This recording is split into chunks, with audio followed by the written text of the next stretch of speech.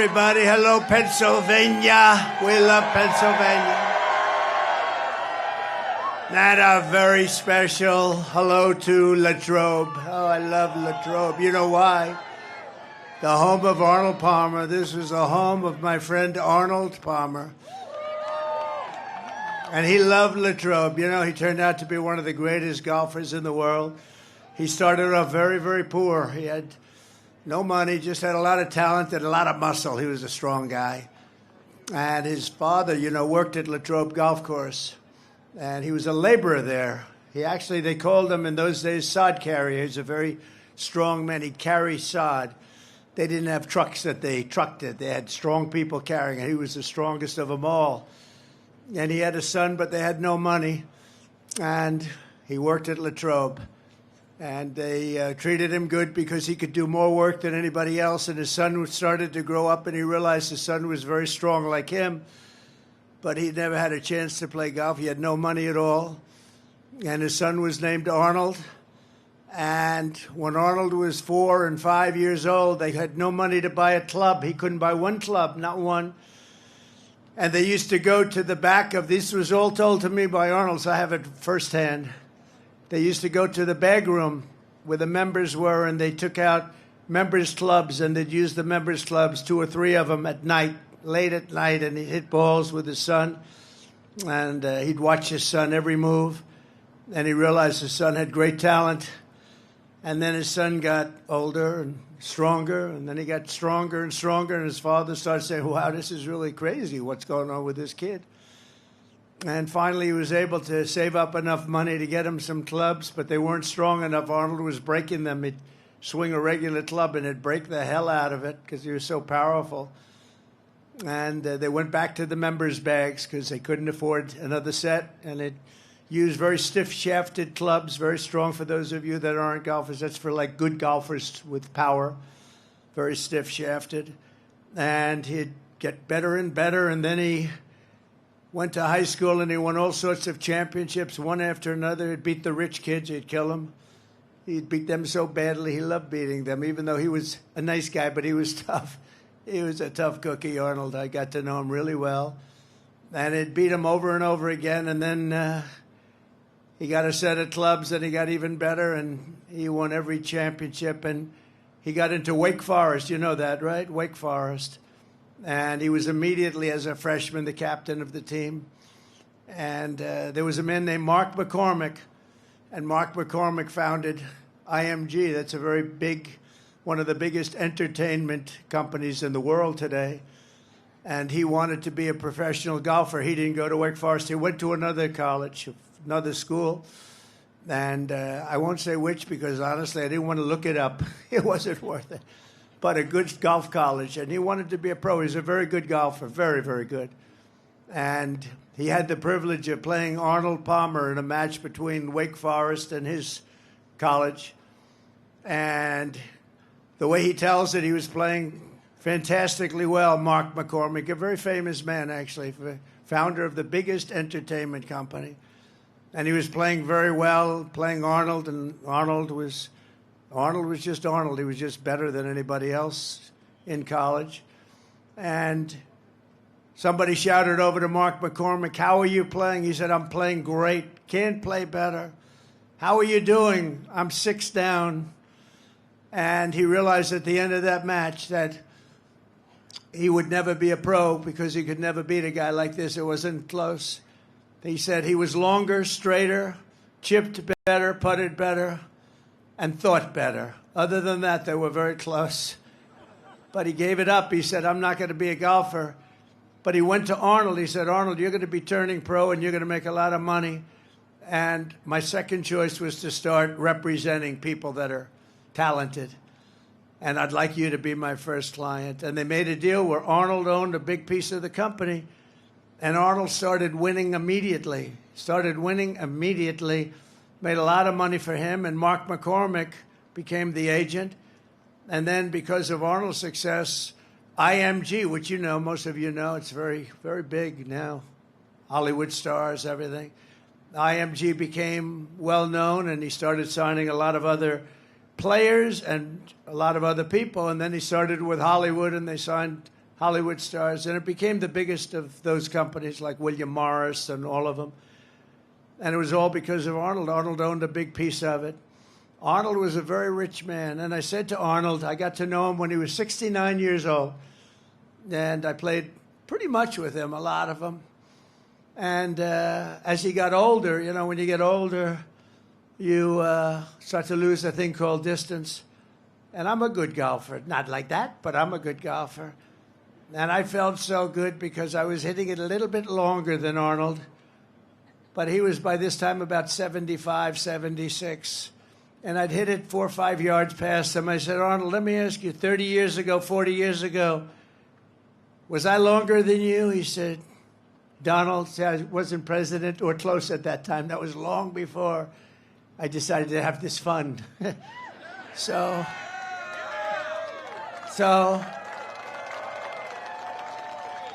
no, this is... No, but you're talking about a great man. I said, Arnold, and he was still plenty long, but I said, Arnold, do you think I was longer than you like I am now 30, 40 years ago? He goes, Donald, let me tell you a little secret.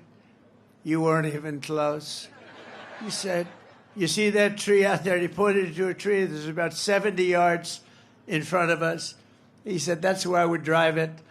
And you're about 70 yards short of that tree, and you would have been even worse than you were. And it's true, you know, he won, I think it was Pine Valley, one of the great courses. He won the U.S. Open. He drove a par 4. As only person ever to drive that hole until that time. He drove it in a playoff to win the playoff.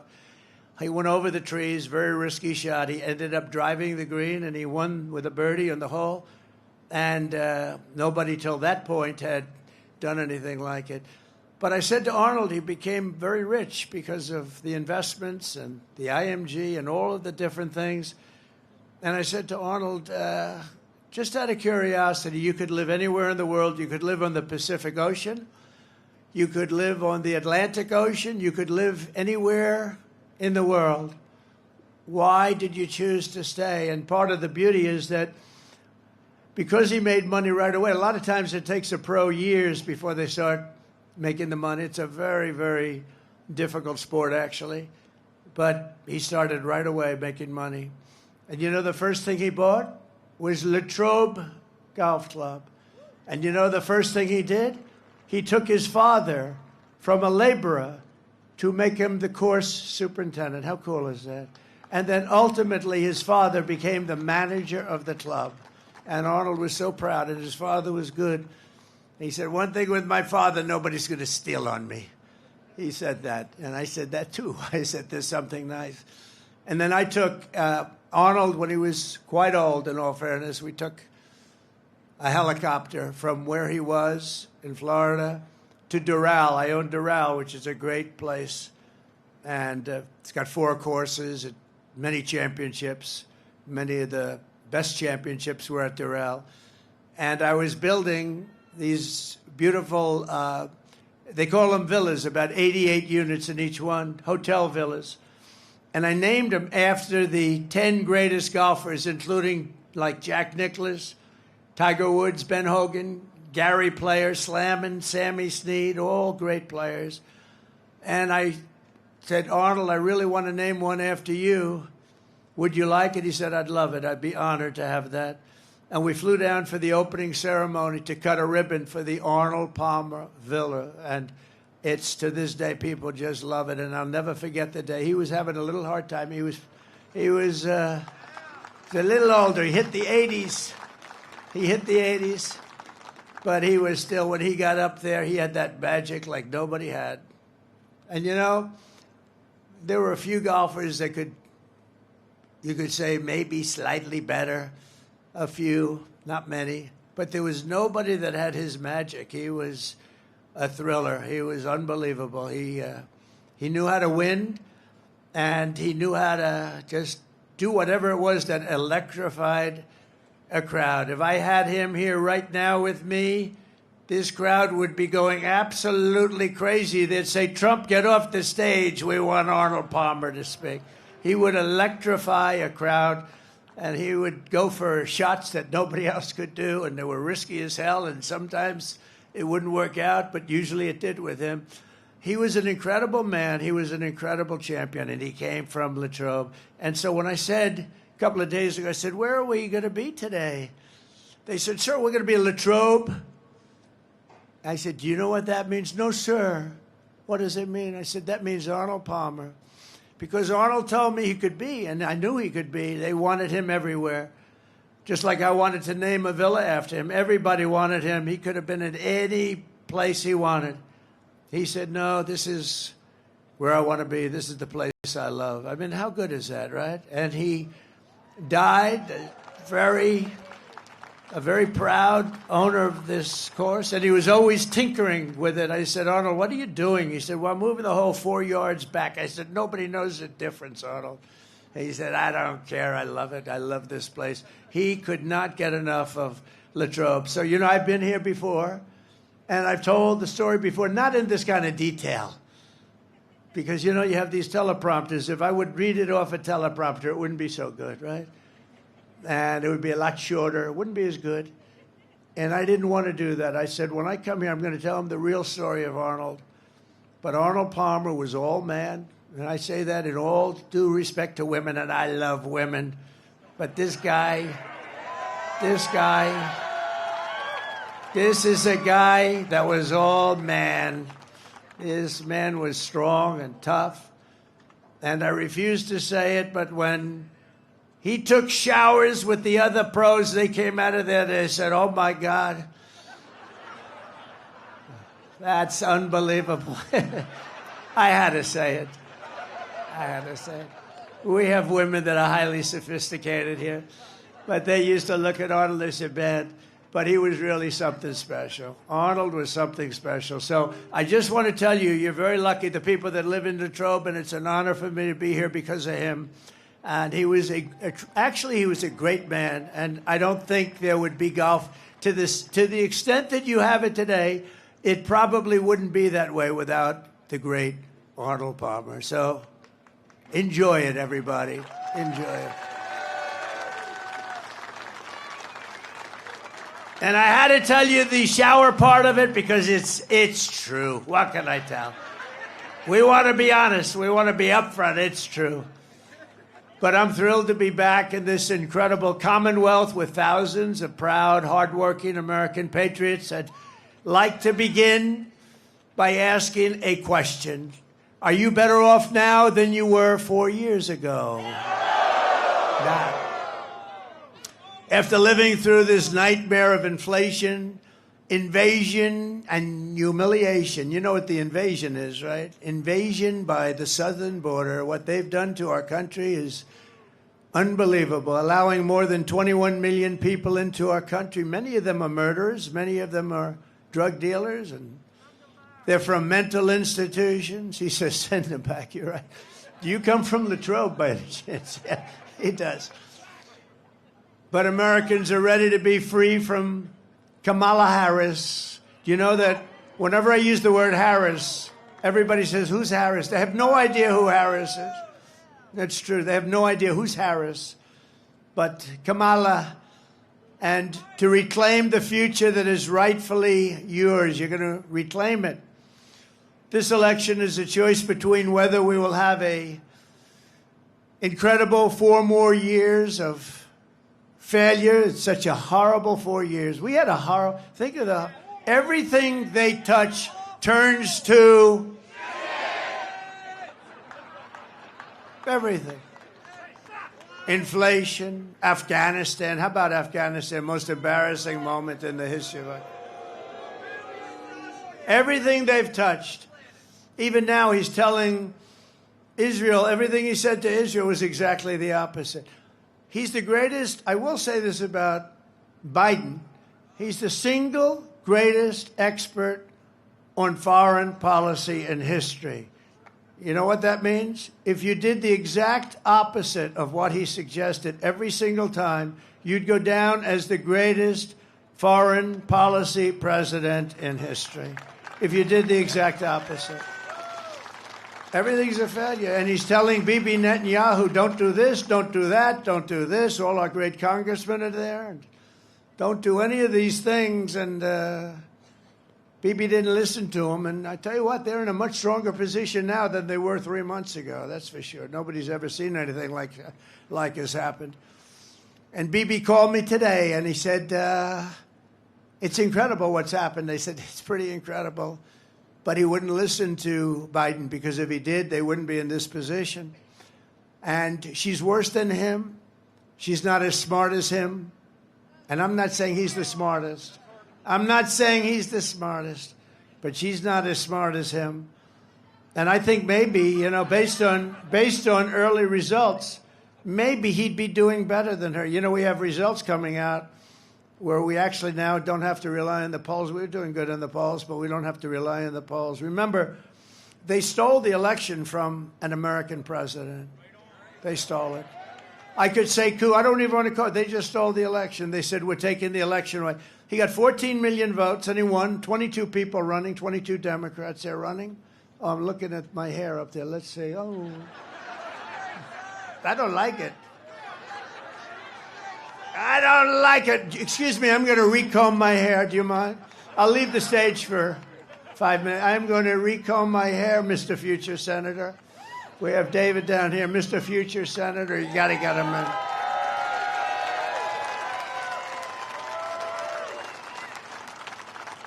You're doing good, too. Well, let's keep it the way it is. Let's just keep going, right? We'll trudge through it. But this election is a choice between whether we will have 4 more years of failure and disaster, and that's what it's been. It's been failure. We're disrespected all over the world. They're laughed at all over the world. They're laughing at him and they're laughing at her. The other night they had Catholic Charities. They had the biggest event, the Al Smith dinner. It's the biggest event of the year for Catholics. And she's the only one in years, decades, that didn't show up. She didn't show up. She wouldn't be there. She wouldn't be there. She said no. And she ended up doing a tape that was pathetic. And it was an insult to Catholics, frankly, because she was actually sort of knocking them or knocking religion. Then she had the other event the other day where she said, you're in the wrong location, when they started talking about a certain subject, right? They were which basically was a knock on Christianity and a knock on religion, because she doesn't know what the hell she's saying. But there had been a failure, it's been a disaster, or you're going to have 4 years, and they will be the 4 greatest years in the history of our country if we make the proper decision. You got to make that decision.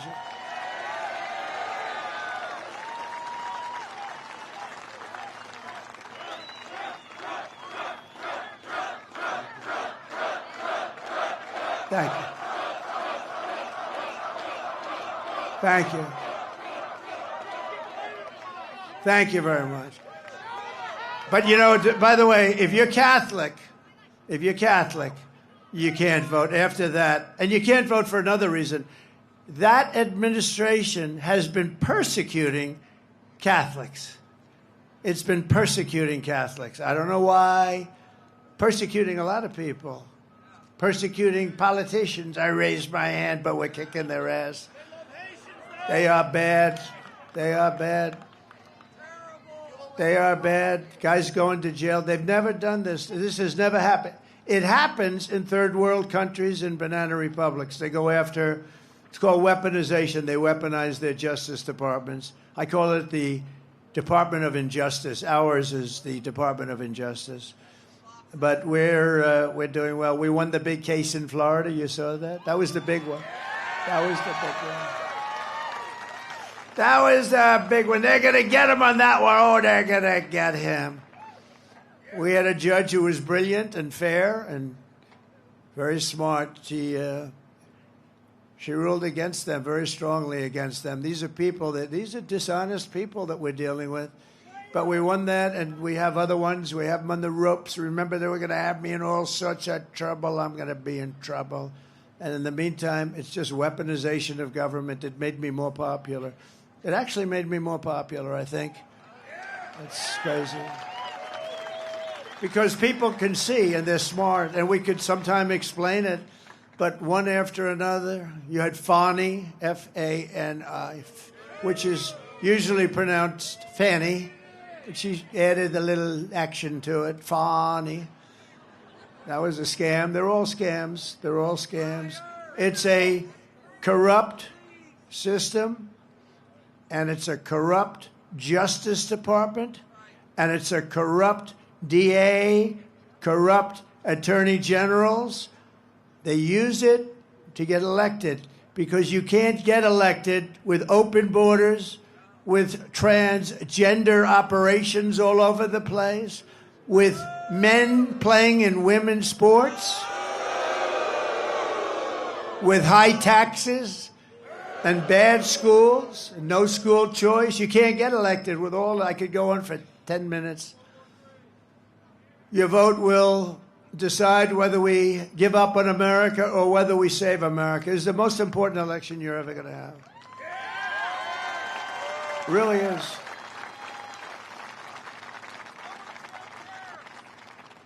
By the way, how nice is this place? Isn't it beautiful? Look, people, as far as you can see, they give you a little extra security nowadays. Do you notice? Hey, I got more machine guns than I've ever seen in my life. Look at these guys. Hey, hey, hey. I got more machine guns.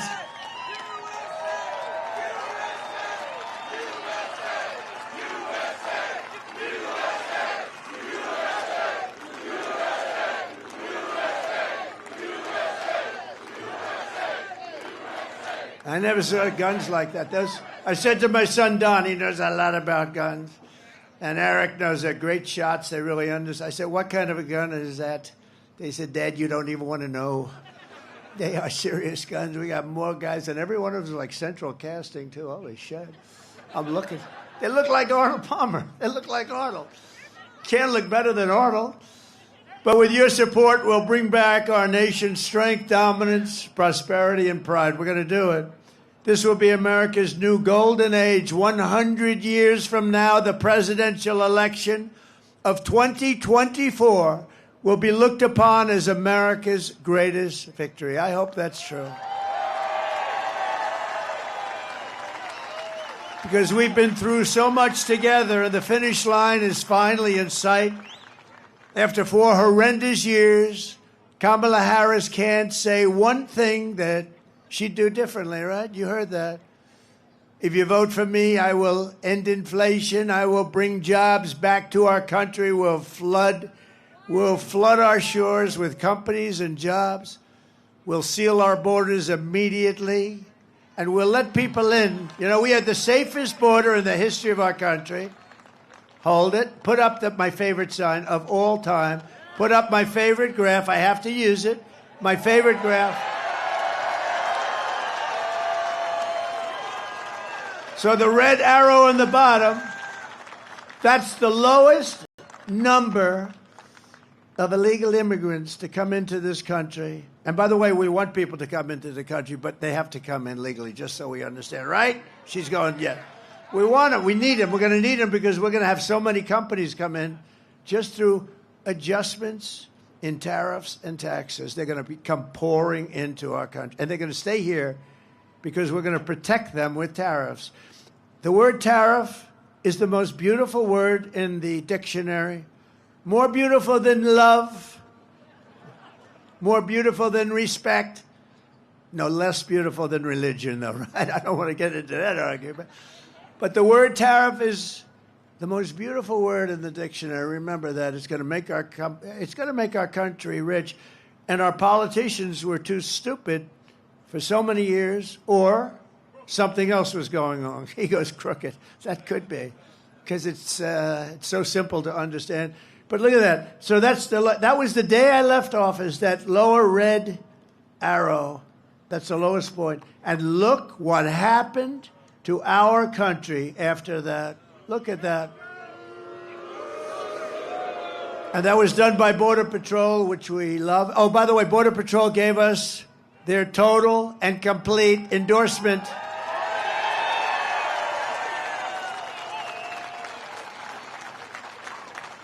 And it's hard. You know, they're not actually supposed to do it.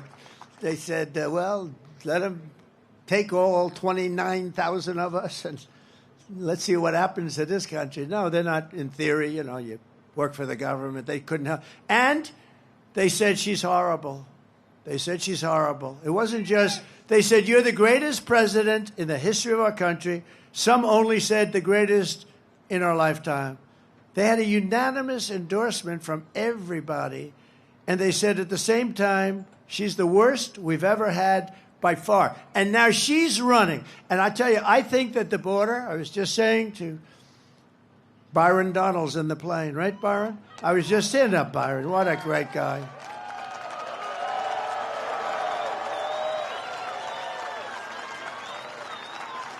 Look at that black hat. So, you know what? You know who the founder of that hat is? Elon Musk. He wore it. He's like the founder. And I said, we sell that. I think we sell about 2 a year. Now it's the hottest hat we have. And Elon came up. Elon Musk gave us his total endorsement. How good is that, right? I mean, he's the one that landed that rocket. That rocket came in. I said, that sucker's not going to make it. I was actually on the phone talking to somebody. It was crazy. And I'm talking to this person. And I'm saying, wait a minute, something's happening. I got to just hold it. I put the phone, and it was a very important person. I'm looking at something on the screen. I'm seeing this 24-story tube come down, and it looked like it was getting, Congressman, it looked like it was getting a little bit close to the gantry or whatever the hell they call that nowadays.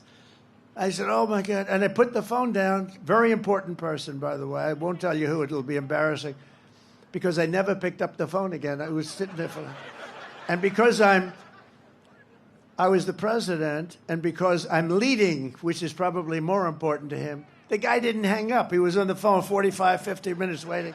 I just saw, the phone's off the hook. Hello? Hello? He went, but I saw this thing come down, this tube, this giant tube, and I put the phone, I said, just a second. I said, I don't believe it, because I had the sound off. I turned the sound up, and it came down, and I said, it's going to crash. Don't crash. Now, I thought it was, actually, at first, I thought it was like a movie or something. I never saw this before, and I've seen it a lot. And it came down, and it was going into and then all of a sudden, you see the fire pouring out of the left side. I pushed it over. It landed perfectly, and then it was grabbed by two giant claws, and they grabbed it like Willie Mays would catch a fly ball in center field, right? That's the way it was. He was pretty good, Willie. And it came down, and I called Elon. I said, Elon, is that you? He said, that was me. I said, can anyone else do that? No. Can the United States do it? No. Can Russia do it? China do it? No, nobody can do that. He said, they're 10 years behind. This guy is great. And he said, if Donald Trump doesn't win, it could be the end of democracy in our country. It could be the end of our country. And you know where he is today? He's in another part of the Commonwealth. Never, ever make the mistake of calling it a state, by the way. It could be career-ending. I had a friend that did that, a politician. He used to be a politician, but it shouldn't be that big a deal because a lot of people make that mistake. That's one I could understand somebody making, but we call it the Commonwealth. But Elon endorsed me. He's in another part of the Commonwealth, and he's campaigning now. And he's got a gold. He's got a gold cap. But he called it, I said, he was wearing the black hat in Butler, Pennsylvania. We had 101,000 people, Butler, honoring Corey, the firefighter. Butler, Pennsylvania, we had 101,000 people. It was unbelievable. What a night that was. And we were honoring Corey and two gentlemen who were very badly hurt. We thought they weren't going to make it. The doctors up there, they have good doctors. These are good doctors. I don't know if they call them country doctors, but whoever they are, they were good because these were two men that were not two great supporters who were not supposed to make it, and they made it, and they made it. They'll be okay. But Corey didn't make it, and we honored Corey. It was the most beautiful evening, right? We had a moment of silence, and then we had the bells of Notre Dame, right? Notre Dame playing. And then we had an opera singer who sounded just like Pavarotti. I mean, the guy was unbelievable, and he sang Ave Maria. And the whole place was crying. It was crazy. I'm looking at the audience. Some of my friends were there, almost as tough as the football players that we have. We have some of the great football players. Almost as tough. I don't know if you guys are, but they were tough cookies. And I see them crying. They're trying to be cool. No, I wasn't crying. But the whole place was crying. It was amazing. It was 101,000 people. So we will regain our sovereignty, we will restore our safety, and we will unlock the magnificent destiny that is just within our reach. And I am asking you to be excited about the future of our country. Again, you're going to be excited. This is going to be the most exciting period ever. Every problem facing us can be solved, but now the fate of our nation is in your hands. It really is. I mean, if you put these lunatics in charge any longer, we can't take it any longer. They're laughed at by foreign leaders. They can't even believe it. They can't even believe it. Biden can't find his way off a platform. She's worse. I wonder if she's going to have any trouble. No, she should be probably okay in that regard. But she's worse up here. Pennsylvania, you have to stand up and you have to tell Kamala Harris, who shouldn't be there, she's a threat to democracy. The way they took over, they call me a threat to democracy, right? She's a threat to democracy because she shouldn't even be the candidate. They should have picked a candidate fairly, not just given her because they want to be politically correct. I mean, whether you like him or not, we had the debate, and his numbers went down. He didn't have a good night, but that can happen. But, that happens, and the numbers go down, and they went down, and they went into him. They said, we're not going to let you run. We're going to take it away. That's crazy. Nancy went in. Chuck Schumer went in. Some of the people went in. They took it away from him. They just took it away from him. It's bad. And that is a threat to democracy if you think about it, right? That's a real threat to democracy. But you have to tell Kamala Harris, and by the way, I think he would have, let's see what happens, and I may be wrong, but let's see what happens. I think he might have done better than she's going to do, because all we had to do is expose her as a lunatic left, further left than Pocahontas. Do you know who Pocahontas? Elizabeth Warren. She's further left than Pocahontas. And I don't want to get into that stuff, but her mother said she was Indian because she had high cheekbones. That's what she said. And then she went out and did a test because I was driving her crazy calling her Pocahontas. So she fell for the trap. And she did a test, and she was so happy because it came back 1,014th. Remember? 1,014th. And that was it. That means I had more Indian blood in me than she had, and I have none. I have none. I'd like to have some. I would like to have some. I'd be honored. But I have more, and I have none.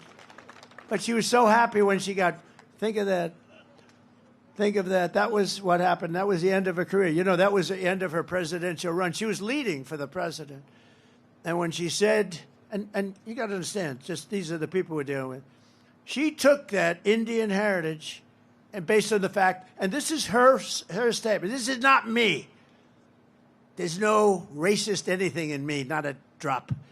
But this is not me. Her mother told her this, that she had high cheekbones, and therefore she was part Indian. And based on that, she applied to colleges. She applied for jobs. She applied for the U.S. Senate. And everyone's forgotten that crap right now, but I never forget it. But she went out, and she had the test, and the test was ridiculous basically. And then I said that I have more than she does. And I would love to, I will tell you. But she's bad news. But she's radical left crazy. She drives people. What she does to business people is horrible. She's a horrible person. But she's radical left. And Crazy Bernie is radical left. And this one, Kamala, is further left than them. So you have to tell Kamala Harris that you've had enough, that you just can't take it anymore. We can't stand you. You're a shit vice president. The worst. You're the worst vice president. Kamala, you're fired. Get the hell out of here. You're fired. Get out of here. Get the hell out of here, Kamala. Where'd you go? Early voting in Pennsylvania is now underway. Go and vote. Just go and vote. Get out there, and if you've not registered to vote, you only have 2 days left. You have to get out there and register immediately. Does everybody promise they're going to register? Okay. Boy, look at the crowd. Wow. Wow. Hello, everybody. How did the flyover look? Good? Cool. You know, it feels like you're very close to the ground. I said, are we okay here? You know, when it looks like okay from here, but let me tell you, when you're in that plane, that sucker feels low. I'm saying, I hope everything's working nicely on that plane. With your help, 17 days from now, we are going to win Pennsylvania. We're going to defeat Kamala Harris, and we are going to make America great again, right? Right?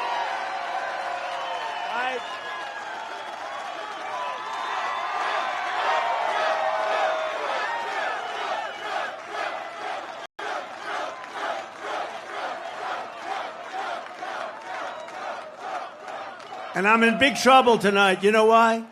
Franklin Graham wrote me. You heard this. Like 2 months ago, he said, President, we love your stories. We love your speaking. We love everything about you. You're a great Christian. We love everything about you. But, sir, please don't use any bad language, bad words. He said, your stories will even be better. And I wrote it back. I said, I'm going to try and do that. But actually, the stories won't be as good. Because you can't put the same emphasis on. So tonight I broke my rule. I've done it for weeks, but tonight I just said, look, I'm in Pennsylvania. What the hell? What the hell? I went to school here.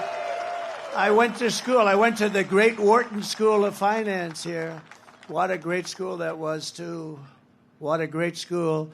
So if we win Pennsylvania, we win the whole damn thing, right? And starting on day one of my new administration, I will end Kamala Harris's war on Pennsylvania energy because you know she's going to ban fracking, right? 100%. You know, she was against fracking, against all this stuff, and then all of a sudden about a year and a half ago when she was getting killed in the polls, she said, I like fracking very much. Look, they always go back to what they want. They always go back. She can't help it. She's a radical left Marxist. She can't help it. But we're going to end that, and we will frack, and drill, baby, drill. We're going to drill, baby, drill. We're going to be drilling so deep. We're going to be, for these guys, we're going to drill. We're going to take out so much money. We're going to pay down our debt. We're going to lower your taxes. You know, I gave you the largest tax cut in the history of our country.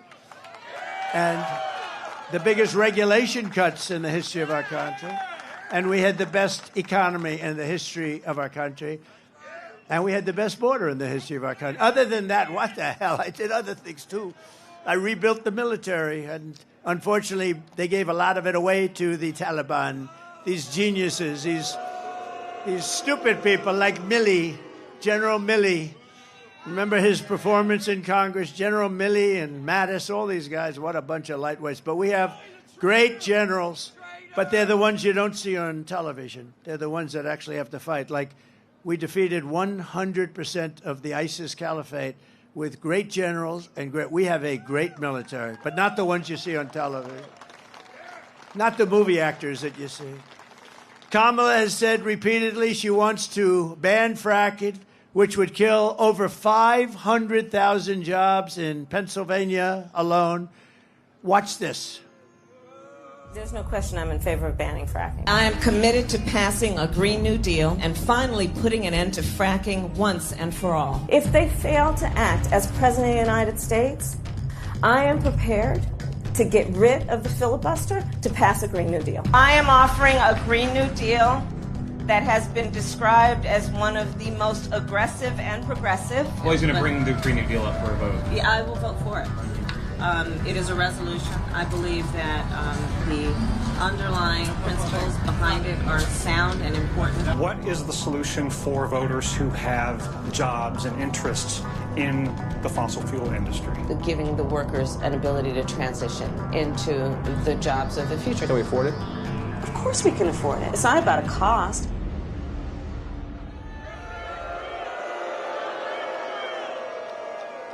So when she does that, that's the end of Pennsylvania as we know it. It's the most important, not only from the standpoint of $500,000 jobs, it's 500,000 jobs, but in terms of income for the state, you would have to double and triple your taxes to make up. And she's going to do it. She's going to do it. She's going to do it. And you know the other thing, the taxes, you know what an unrealized capital gain is? Okay? It's called, I'll tell you what it is, communism is what it is. So she wants to have a tax. So capital gains tax is terrible. It's rough. But, you know, you sell something, you can pay the tax. She wants an unrealized capital gain every year so that if something goes up in value, now you have to go out. It'll be a great business for appraisers and for lawyers and for accountants. Other than that, it's a disaster. She wants an unrealized, and she refuses to say that, no, we're not going to do that. No, she refuses. Think of it. It's an unrealized gain. So she wants to tax an unrealized gain. This woman is crazy. I will terminate the Green New scam immediately. It's the greatest scam in history. I will stop the energy price hikes. I will rescind the natural gas export ban, which is killing your state, by the way. And we will have energy independence. You know, we were energy independent 4 years ago. Think of it. Energy independent. We're still going to be energy dominant. And I will cut your energy and electricity prices in half within 12 months of taking office. 50%. We have it. It's under our feet. We don't have to get it from Venezuela. We get it from Venezuela. It's not even believable. The whole thing's not believable. For most of American history, Pennsylvania was the commercial and industrial powerhouse of the United States.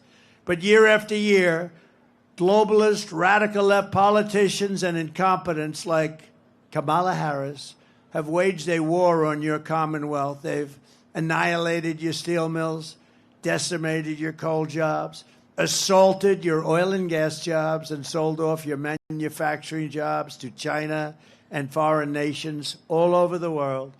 Under the Trump administration, we are going to take back what is ours. We will end the looting and pillaging of Pennsylvania and many other states all over our country. We will bring back our manufacturing jobs, our energy jobs, our coal jobs, our steel jobs, and our dreams. And it's all very simple. Starting in January, we will give our companies the lowest taxes, the lowest energy costs, the lowest regulatory burdens, and free access to the best and biggest market anywhere on the planet, but only if they make their products right here in America. If they don't, they have to pay a higher tax. And only if they hire American workers for the job, and they will. They'll all be coming. They'll be pouring in. If these companies don't make their product here, then they will pay a tariff when they send their products into the United States for the privilege of competing with our workers and our cherished companies. We're going to protect our workers and our companies. It's all very simple. We don't do any of this now. I was going to do it, and then COVID came, and I said, we got to fight that one. We did a great job with that.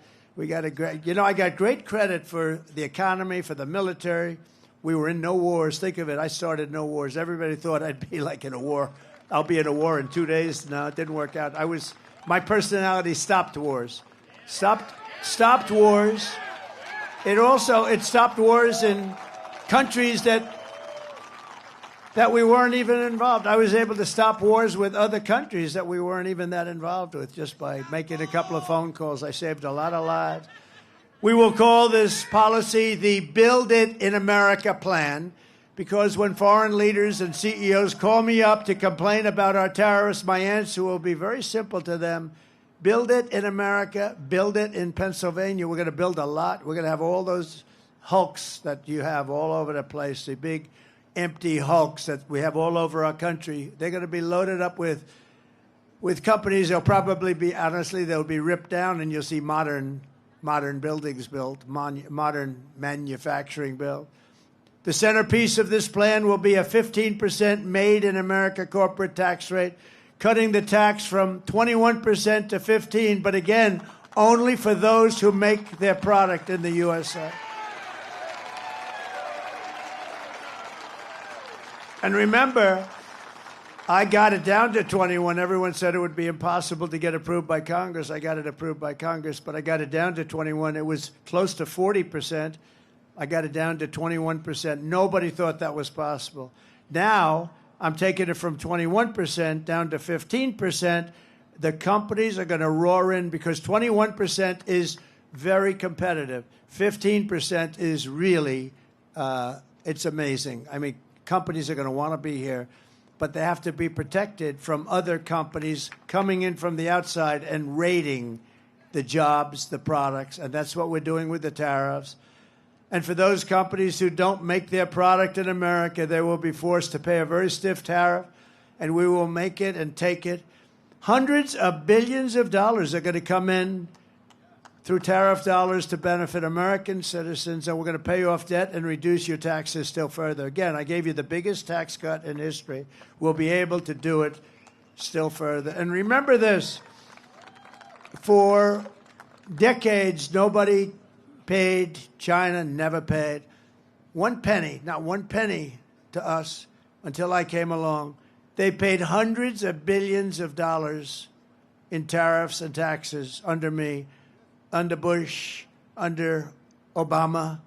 They never paid. They never paid anything, nothing, not a dime. Hundreds of billions of dollars they paid. And that's just the beginning. We're a rich country, but we don't know how to be rich. We just don't know how to be, but we're going to be rich, and we're going to be richer than ever before. We're going to take care of ourselves. It's going to be America first. It's also going to be, we'll help the world. We want to help the world. But it's time that we take care of ourselves. We owe $36 trillion. We're going to take care of ourselves first.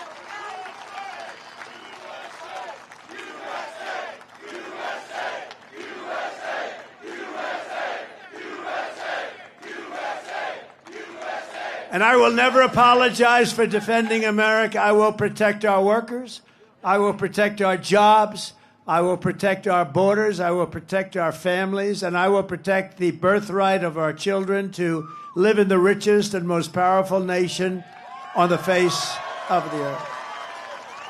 And I will also protect our steel industry. If you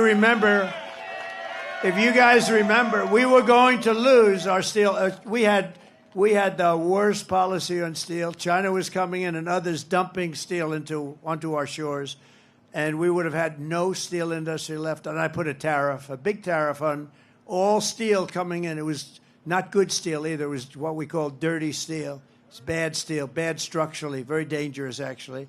But they were dumping steel into our country, destroying our steel mills. And I put a big tariff, and it all stopped when I did that. It all stopped, and we took in hundreds of billions of dollars, and it all stopped. And, you know, we slashed foreign steel all these exports that were pouring in, they stopped to the level of about 25%. Nobody could believe it, and I hadn't even started yet. We were just getting ready. We were going to make this country richer than it had ever been before. You know, in the 1890s and 1880s, our country was actually the richest it ever was. They had to form committees to determine how are we going to spend this vast wealth. We had so much wealth, relatively speaking, so much wealth, more than anybody by far. And they formed up blue ribbon committees. How are we going to spend the money? We don't know how to spend it. Wouldn't that be a nice problem to have? And it was all a tariff country. We were a tariff country. And McKinley was president. William McKinley was actually a great president, was assassinated, by the way. He was assassinated. You know, being president is a very dangerous profession. If you're an auto racer, you know how many people die? About 1/10%. If you're a bull rider, that's dangerous. That's more dangerous than playing in the NFL, right, fellas? What do you think? I think it's a little more, I don't know, it's pretty dangerous. We got a couple of big deals over here at the end. But I think that bull riding stuff, that looks That looks bad. 0.1%, about the same as the auto racing. If you're president, take a look. It's about 5%, 6%. That's a lot better. But it's only good. It's only good if you want to do one thing. You want to make your country strong and wonderful and great, and that's what I'm doing. But it is a dangerous profession, and we can't let it be a dangerous profession. We have to have better everything. We have to have better respect from countries that look at us, because we have to let them know. I'm still waiting for Biden to say, if you do anything to this guy that I hate Trump, but if you do anything to him, we're going to blow your country to pieces, and then you wouldn't need all this glass up here. You wouldn't need all the glass. And other presidents have said that. And even if it's your opponent, and even if it's somebody that helped them force you out of an election, which I didn't want to do, but you got to do that regardless, opponent or no opponent. You got to let a country know that you're going to play around, we're going to blow you to pieces, and then everything will stop. It'll be amazing. But today I'm honored to receive the endorsement of 3 union locals representing U.S. Steel, Mon Valley. And if they want, I'd like to call them up to the stage, including union leaders Brian Pavlak and Richard TK and Jason Zugais. Would you come on up here, fellas?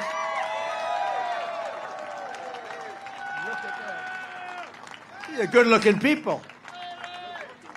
Good-looking guy, yeah.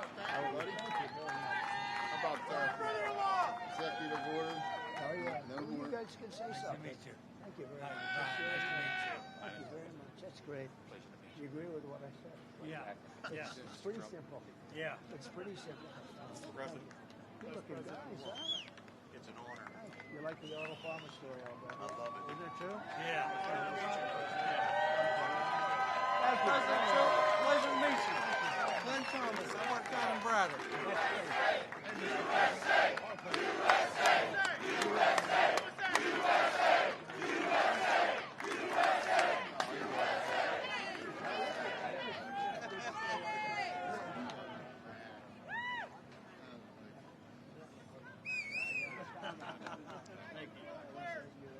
Yes, you did. That's why we're here, buddy. Hey, we got back up.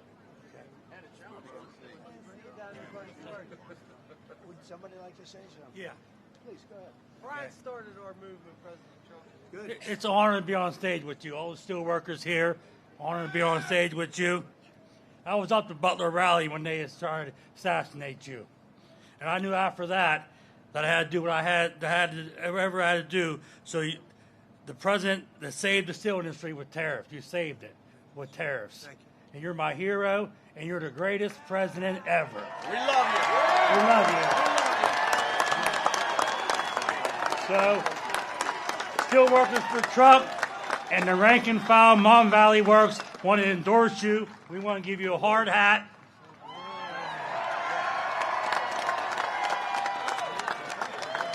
And also another hat, too. Well, thank you, President Trump. Thank you. Yes. Thank you, everybody. It's such an honor. It's my honor. Thank you very much. Don't make a lot of noise.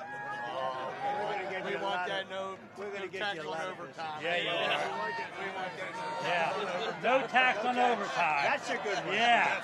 You know the steel workers work a lot of You overtime. never even heard about that, right? No, tax on no. No child support on overtime. That's another one. You think they're good? I want you to put the hard hat on. No child support on overtime. Can we get a picture with you? Yeah, let's go. Come on. Let's do it real fast, fellas.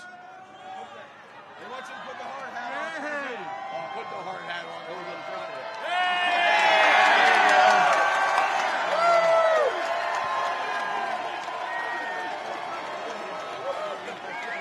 Thank you.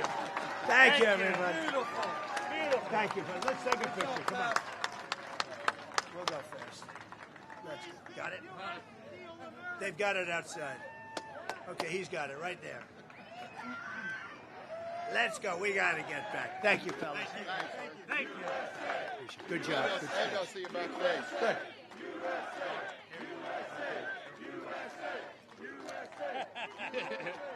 That's so awesome. Thank you. Thank you. Thank you, fellas. Thank you. Thank you very much. That's a lot of strength up here. A lot of great people, actually. I'm also thank you very much. Thank you very Have much. a good time, Thank you. fellas. Thank you. Save our Thank steel. you very much. Thank you very much. They said you did stay. We really did. We saved the steel industry in this country. Now we're going to make it really powerful again, along with autos.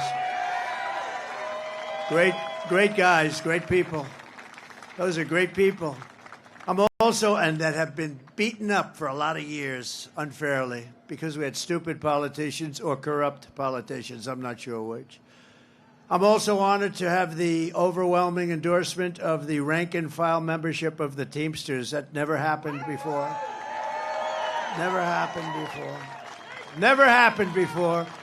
And also we have something else, the law enforcement. Virtually every group in the United States from law enforcement, every single group, the sheriffs, the police, the fraternal order, 400,000 police, they all endorse me. So thank you very much. Thank you. I don't think she has one. She's a disaster. She wanted to defund. She was involved in defund the police. I think when you defund the police, that's the end of that. With 4 more years of Kamala Harris, Pennsylvania will be an economic wasteland. That's going to happen.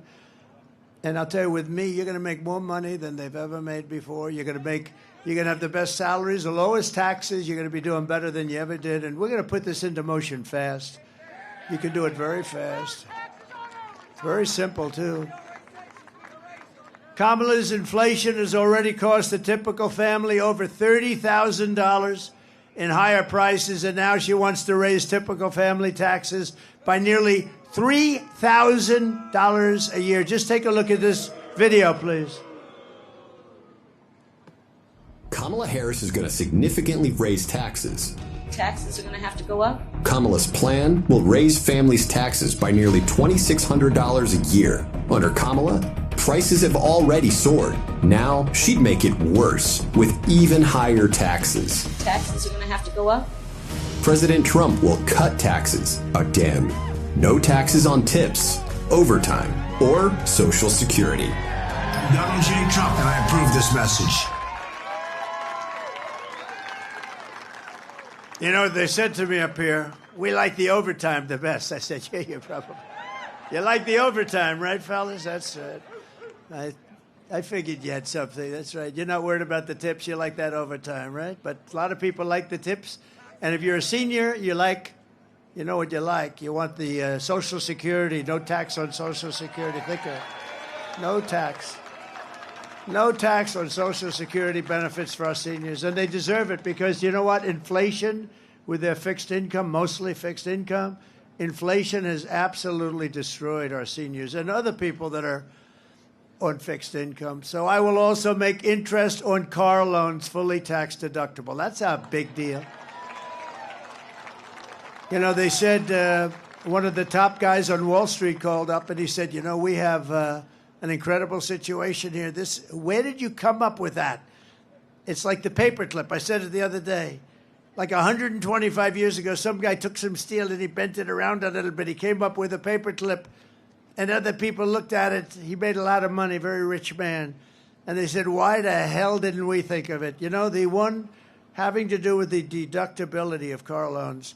So simple. And the top guys on Wall Street, real geniuses, they called up, they said, how did you think of that? It's so simple.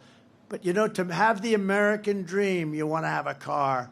And this will make, and I think this is going to be fantastic for Detroit and South Carolina and Tennessee and all of the areas that produce cars. One thing I have to say also, we have in Mexico, and I've been talking about it for the last year and a half, China is getting ready to build massive car plants, massive, which would wipe out Michigan, would hurt you, but would wipe out Michigan. Detroit would be gone.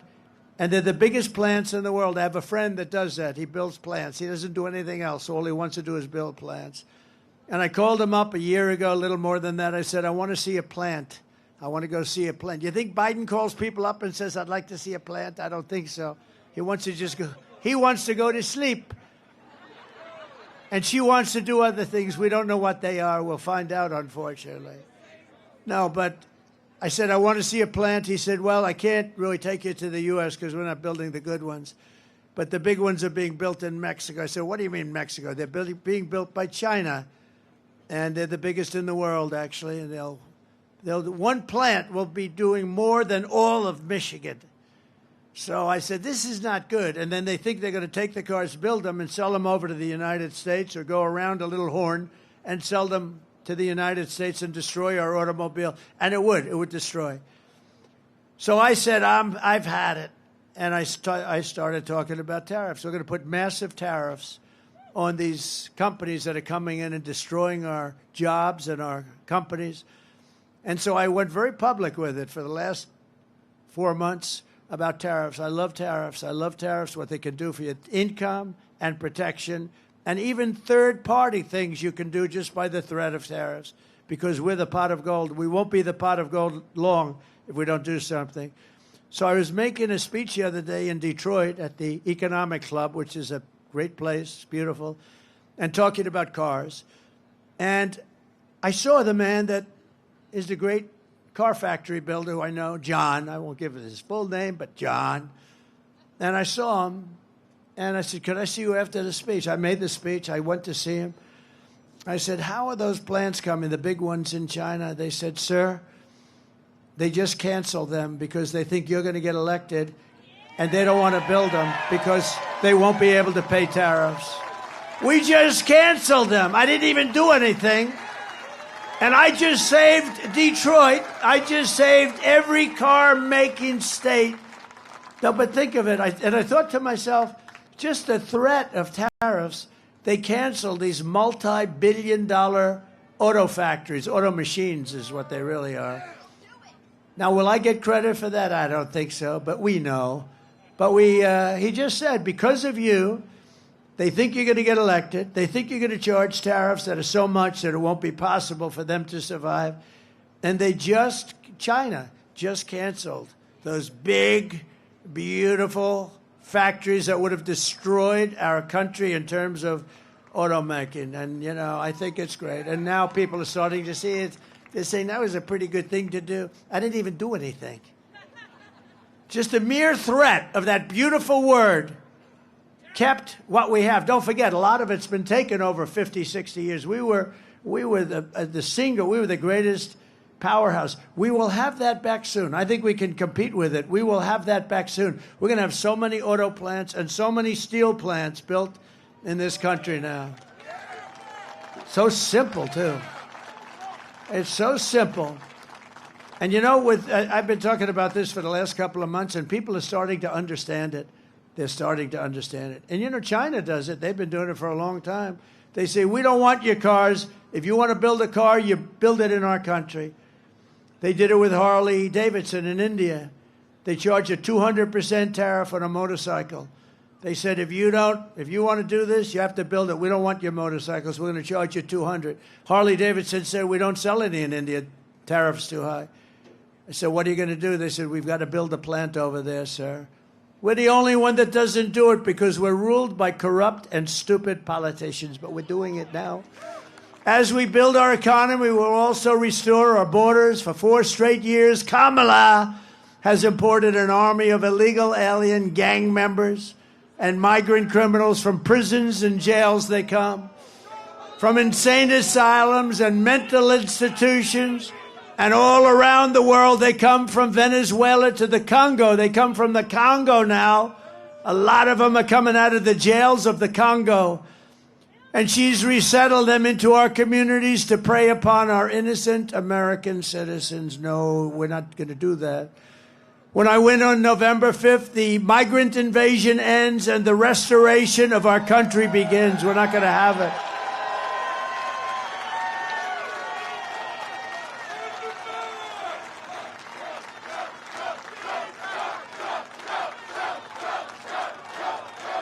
Thank you. And every day, Kamala is using migrant flights and her phone app Do you believe they have a phone app for the criminal cartels to call up? Hello, this is Jose Rodriguez. I'd like to know, where do I dispose of my illegal migrants? And they tell you where to drop them. Can you believe it? The only thing worse are the flights. They have planes flying over our border, big, beautiful Boeing 727s, 737s, and just like that beautiful plane over there, is it a pretty plane? 757s, 767s. They have planes flying back and forth, loaded up with migrants, only going one way, by the way, to flood Pennsylvania, Ohio, Michigan, and Wisconsin. That's what they're doing in the entire Midwest with thousands and thousands of illegal migrants, and many of these are very dangerous people. They'll look at you, they'll cut you up, and they won't even think about it. As just one example, the 4,000-person town of Charleroi, Pennsylvania, has seen, listen to this, a 2,000% increase in the population of illegal migrants. Think of that, 2,000% increase in the population of illegal migrants under Harris. She doesn't want to be called border czar. But you know what? I don't care. She was in charge of the border. This mentally deficient president put her in charge of the border. And she never went there, not once. And she never, when the Border Patrol last week endorsed me so strongly, I asked them, how often did you speak to her? You were dealing with her. They said, sir, we never spoke to her once. I said, who did she speak to? There were like 40 guys on the stage, all the leaders of the Border Patrol. She said, not one of them did she speak to, not one. Pennsylvania is not going to take it anymore. One of the deadliest and most vicious migrant gangs that Kamala has imported into our country is the savage Venezuelan prison gang, Tren de Aragua. Has anyone heard of it? You've heard of MS-13? These are right in the same category. You don't get any meaner or tougher. But they're taking over apartment complexes like I do. I'm in the real estate business also, isn't it? They do it differently. They do it with guns. I do it with financing. And unleashing a violent terrorist spree all across America. This is happening all over. Let's watch. Open borders, deadly consequences. Border crisis. Record high crossings are putting a strain on cities across America. It is a full-blown invasion. Armed Venezuelan gang members storming an apartment complex in Aurora, Colorado. When people talk about migrant crime, this is what they're talking about. Biden and Harris had created a program to bring them in under humanitarian parole. I am in favor of saying that we're not going to treat people who are undocumented across the border as criminals. More than 13,000 illegal immigrants convicted of murder have been released into the United States. My 20-year-old daughter, Kayla Hamilton, was murdered in her own room. Kayla's murderer was apprehended by Border Patrol crossing illegally into the U.S. Kayla's murderer had been improperly released into the United States. Abolish ICE. Yeah, we need to probably think about starting from scratch. An Afghan national is in custody today after being accused of plotting an election day terrorist attack. The suspect entered the U.S. on a special immigrant visa. More than a dozen people suspected of being Tren de Aragua gang members right here in San Antonio. The gang members had been terrorizing the apartment complex. New details in the murder of Laken Riley. The illegal immigrant suspect, who cops say committed the heinous murder, is a Venezuelan national. And was paroled and released into the country by the Biden administration. Two men investigators say are in the country illegally from Venezuela are charged with capital murder in the death of Jocelyn Nungaray. Court documents suggest a group of men arrested for beating and robbing a Dallas woman last month are members of a Venezuelan street gang. Manuel Hernandez was booked by Colleyville police just 2 days earlier and released the day before the robbery.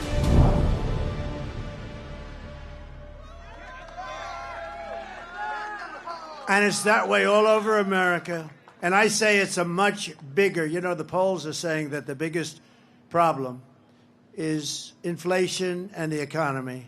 I say that's a bigger problem. I'd move inflation and the economy to number 2. That is a bigger problem because that's destroying the fabric of our country.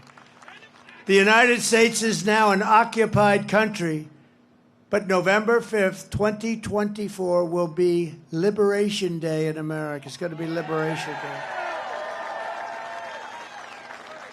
Under Kamala Harris, 13,099 illegal alien convicted murderers are on the loose right now in the United States of America. Can you believe it? Just this week, 2 illegal alien members of the same savage Venezuelan gang were arrested in New York for robbing, shooting, and murdering a 59-year-old man in a Connecticut hotel. One of these illegal alien monsters was a gotaway. Do you know what that is? These are the illegal gotaways. And the other was caught but then released into our country by Kamala Harris and her horrible, horrible, free, open borders. Immediately upon taking the oath of office, I will launch the largest deportation program in American history. We have no choice. I don't want to do it. The record right now is Dwight Eisenhower, a moderate president that couldn't stand, he just couldn't stand what was happening with the border. Many years ago, Dwight Eisenhower, General Eisenhower, he's a good president, but he was a moderate person, but he has every record. He just couldn't stand watching the borders be crossed by people that weren't citizens of our country. I will rescue every town across America that has been invaded and conquered, and we will put these vicious and bloodthirsty criminals in a jail or kick them out of our country immediately. They will get sent back to where they came from. We have no choice. And to expedite removals of Tren de Aragua and other savage gangs, I will invoke the Alien Enemies Act of 1798. Can you believe that? We couldn't have an act like that now because now everything's woke, you know? We have woke generals like Milley and Mattis. We have woke people. They don't do things like this. So we had to go back to 1798 when we had real people running our country. The Alien Enemies Act of 70 gives a tremendous power to the president to do what's right, to target and dismantle every migrant criminal network operating on American soil. And if they come back into our country, it's an automatic 10 years in jail with no possibility of parole. So when they come back, if they come back, when they hear that, they won't come back. And if that's not good enough, we'll make it 20. And I'm also calling for the death penalty for any migrant that kills an American citizen or a law enforcement officer.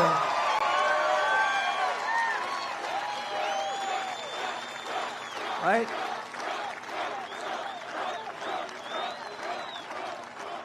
Kamala's invasion is also bankrupting Medicare and Social Security. She wants to give millions of illegals the benefits you worked for your entire lives. And by the way, by talking about education, Social Security, all of the different benefits, that's why people are pouring up into our country. If you say you're not going to get it, they won't come. They're coming because we say, come on up, like that idiot governor from California, Gavin Newsom. Gavin Newsom. Did you see the other day he signed a bill that you are not even allowed to ask a person whether or not they have voter ID? If you ask them, it's a criminal penalty. If you say, sir, I'd like to see your voter ID, they want to put you in jail for saying that. We're not going to stand. I'm going to get that thing overturned so fast. He just signed the bill. Because we want, ultimately, one-day voting. We want paper ballots. We want voter ID, and we want proof of citizenship. And we're finished. And we'll have quick, fair elections that will cost 8% of the cost of these very beautiful, fancy machines that go up to Mars and around and down and all over the place. You ever see this? Where the machines, we spend all this money on machines, and then they announce, we expect to have the results like 7 days after the election. If you had paper ballots, you get them at 10 o'clock. France went to paper because what we did didn't work. The mail-in ballots didn't work. France had them, and you know what? Didn't work. There was a lot of theft, a lot of things going on. They went to paper ballots, same-day voting. 38 million votes. Everything was done by 10 o'clock in the evening. No people complaining, nothing. I will protect for a fraction, by the way, for a fraction of the cost. I will protect our seniors and ensure that federal benefits are for Americans only. I just want them to be only for Americans. Kamala is telling you, if you vote for her, it's 4 more years of the same. Take a look. Would you have done something differently than President Biden during the past 4 years? There is not a thing that comes to mind. I stood there on the tarmac watching you check your watch. The chaotic and deadly U.S. evacuation from Afghanistan stunned Americans and the world and cost the lives of 13 U.S. soldiers. Would you have done something differently? There is not a thing that comes to mind. More than 13,000 illegal immigrants convicted of murder have been caught at the border and then released into the United States. An Afghan national is in custody today after being accused of plotting an election day terrorist attack. The suspect entered the U.S. on a special immigrant visa. Gut-wrenching new details in the murder of Georgia nursing student Laken Riley. The illegal immigrant suspect, who cops say committed the heinous murder, is a Venezuelan national who crossed the unsecured southern border back in 2022. 2 men investigators say are in the country illegally from Venezuela are charged with capital murder and the death of Jocelyn Nungaray. A 5th illegal immigrant accused of attacking 2 New York City police officers over the weekend showed no remorse or regret. Would you have done something differently? There is not a thing that comes to mind. Only 18% say the economy is in excellent or good condition. U.S. inflation has hit a new 40-year high, increasing by 9.1% over the financial year. The cost of homes have spiked. Home buyers need to earn 80% more than they did in 2020 to afford a house. Were you the last person in the room? Yes. That's it. All right?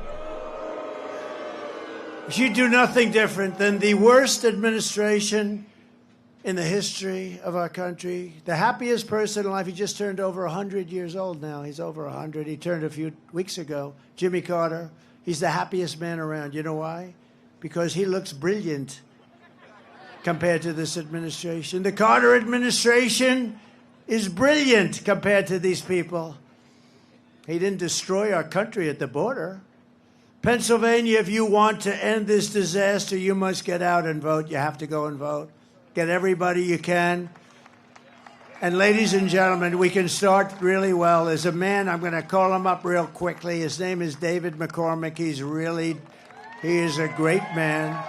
Been successful at everything. He's smart. He's tough. Everything he did turned out to be great, and I think this is going to be just a start. Vote for him for the Senate. Your particular senator right now is a total stiff. Thank you. Who says he's my best friend? He just announced he's for me with tariffs. I don't know the gentleman. This is the guy that's going to do it. David McCormick. Thank you, sir. Thank you, Mr. President. Well, Mr. President, it all comes down to Pennsylvania. It all comes down to the Keystone State. We've got to put you back in the White House so we can have strength and common sense policies and fight back on this crazy liberal agenda, the weakness of Kamala Harris that is taking us over the cliff. So we're with you, Mr. President, 100%. We're going to fight for you, but we also got to get a majority in the Senate so we can put those common sense policies in place, and that's why we got to retire Bob Casey, 30-year career politician. He's weak, and he's voted 100% with the crazy liberal agenda of Biden-Harris. We got to send Bob Casey home. And, Mr. President, first time today, I just heard this an hour or two ago. Good news. First public poll that says McCormick's in the lead over Casey. We're going to win this. But we need to fight for the next 17 days. No sleep. Take our country back. Thank you, Mr. President.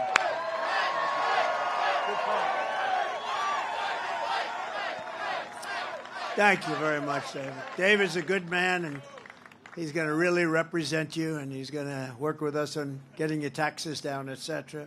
We're also joined by Representatives John Joyce, great guy. Where's John? Hello, John. Dan Muser, who's fantastic, my friend, all my friends, and Byron Donalds of Florida.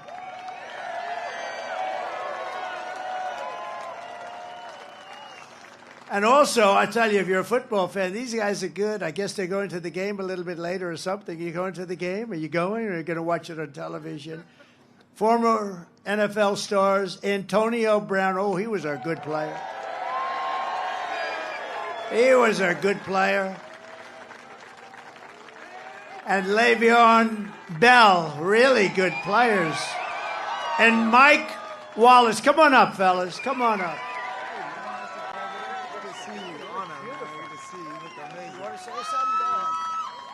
Let's vote for Trump, baby. Make some noise for the president. I love you, man. I love you. Everything good? Everything's good. How you been? These guys could play. I love you, man. You want to say anything? Go ahead. Let's go, Trump. You already know. Vote Trump. Let's go. Here we go, Steelers. Here we go, Steelers. I'll see you tomorrow at the game. Good. Thank you so much. I'll be going with you at the game. Thank you. Appreciate you. Thank you. They look good. We're also deeply honored to be joined by Gold Star family members of the service members, several of them who gave their lives in Afghanistan. So horrible. So horrible that this had to happen. They're friends of mine. Many of the families are friends of mine. I've gotten to know them over this, and it's just horrible. Should have never happened, would have never happened. Corporal Hunter Lopez and his family is here. We're honoring these people. Corporal Humberto Sanchez. Staff Sergeant Taylor Hoover.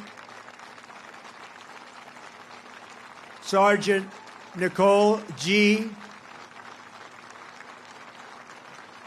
And Corporal Kareem Nikui.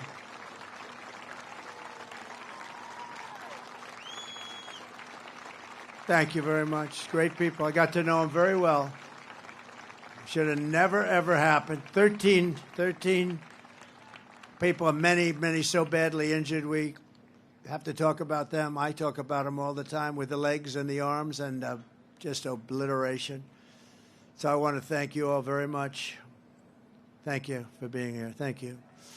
I also want to thank Elon Musk because when I called him on North Carolina and Georgia, as you know, they had almost no, especially in North Carolina, they had no communication. The lines were all down a few weeks ago with the hurricane, Helene.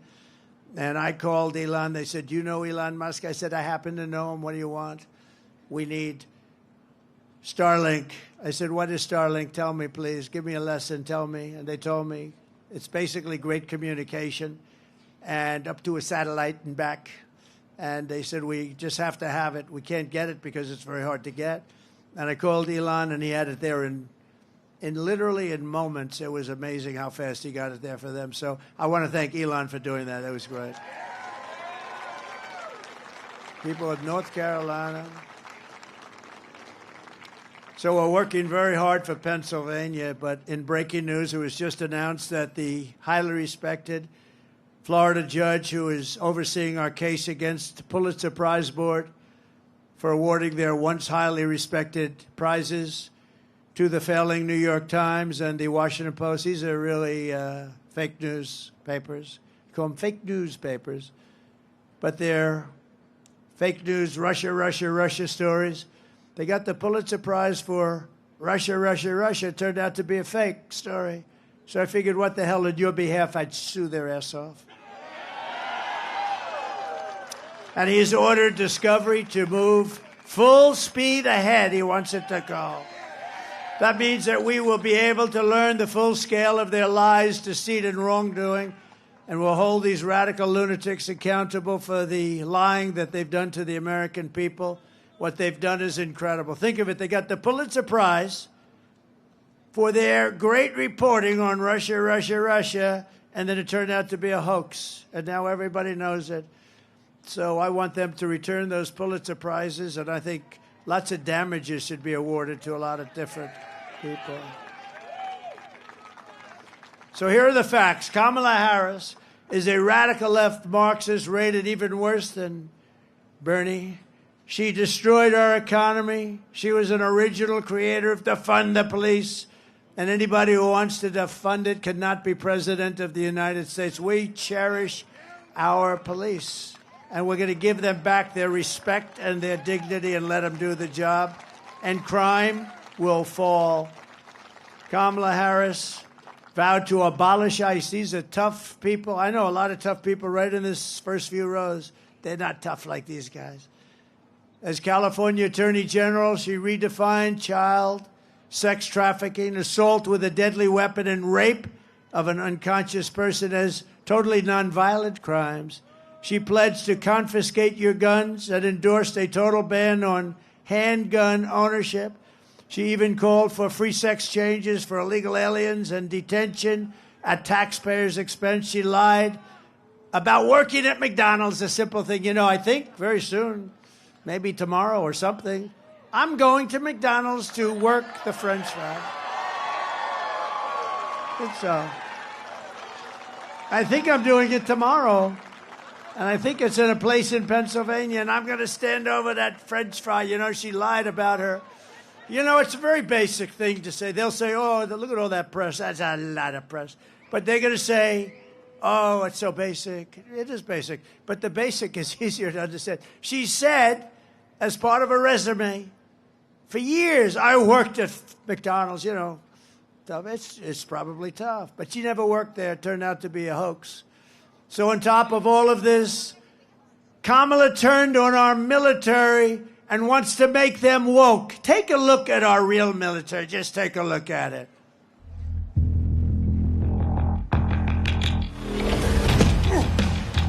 You little scumbag!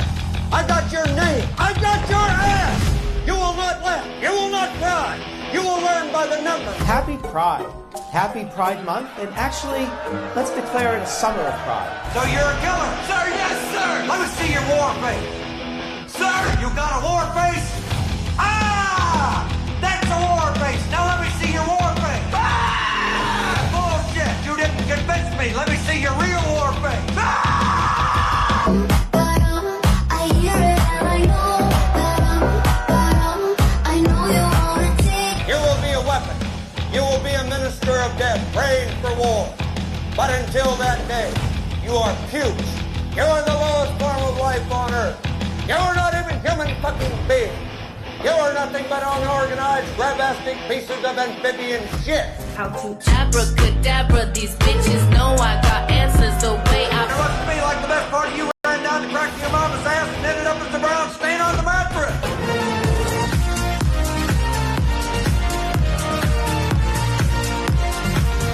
I love working for Uncle Sam. I love working for Uncle Sam.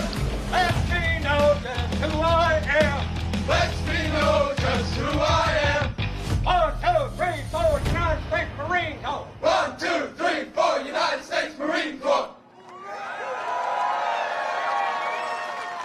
That wasn't exactly woke. So in conclusion, and thank you for being here, everybody. This is beautiful. We'll get you out real fast. We're going to get you go watch that game tonight, right? We really do appreciate this kind of crowd and love. The love that we've had is incredible. But with your vote this November, we are going to fire Kamala Harris. We are going to save America. We're going to rebuild our nation for citizens of every race, religion, color, and creed. With your support, we will teach our children to love our country, honor our history, and to always respect our great American flag. We will cut your taxes, demolish inflation, slash your prices, raise your wages, and turn the United States into the manufacturing superpower of the world. We will hire American, buy American, build American, and show the whole world that the American dream is back, bigger, better, and stronger than ever before. I will end the war in Ukraine, stop the chaos in the Middle East, and prevent World War III. And I'm the one that can do it. I'm the only one that's going to do it. I will crush violent crime and give our police the support, protection, and resources. And we have to give them respect again. We're going to give them respect like they've never had. and they're going to get rid of crime, and they'll get rid of it quickly and efficiently. We cannot live with the kind of crime that we're living with in our country today. We will strengthen and modernize our military. I rebuilt our military, and now we're going to modernize it still further. We will build a missile defense shield, all made in the USA, including the Commonwealth is going to build a lot of it. We're entitled to it. We're entitled to it. Others have it. We want it too. And we will land an American astronaut on Mars. Get ready, Elon. Get ready. We got to land and we got to do it quickly. But a lot of that has to do with military, the space. You know, I created Space Force, and it's going to go down, in my opinion, it's just about the most important with time of the forces. We were way behind Russia and China, and now we're leading them by a lot. It's a great thing. Space Force, first time in 82 years since Air Force that that's happened. We will rebuild our cities, including our capital in Washington, D.C., making them safe, clean, and beautiful again. We will get critical race theory and transgender insanity the hell out of our schools. And we will immediately keep men out of women's sports. I will defend religious liberty. I will restore free speech. And I will defend the right to keep and bear arms, our Second Amendment. And we will end sanctuary cities and stop illegal immigration once and for all. We want people to come into our country, but they have to come in legally. After years of building up foreign countries, defending foreign borders, and protecting foreign lands, we will finally be going to build our country, defend our borders, and protect our American cities, suburbs, and towns. We will protect them like they have never been protected before. We will not be invaded. We will not be occupied. We will not be conquered. That's what they're doing. This is an invasion into our country of a foreign military. We will be free and proud as a nation again. Everyone will prosper. Every family will thrive, and every day will be filled with opportunity and hope. But for that to happen, we must defeat Kamala Harris and stop her radical left agenda once and for all. It will happen. Will happen. We want a landslide that's too big to rig. So early voting is underway. Get everyone you know and vote. After all, we have been through together. We stand on the verge of the 4 greatest years in the history of our country. These will be 4 of the greatest years in the history of our country, and it's going to happen quickly. With your help from now until Election Day, we will redeem America's promise, and we will take back the nation that we love. We are one people, one family, and one glorious nation under God. We will never give in. We will never back down, ever, ever, ever. And we will never, ever surrender. Together we will fight, fight, fight. We will vote, vote, vote. And we will win, win, win like we have never won before. November 5th will be the most important day in the history of our country, and together we will make America powerful again. We will make America wealthy again. We will make America healthy again. We will make America strong again. We will make America proud again. We will make America safe again.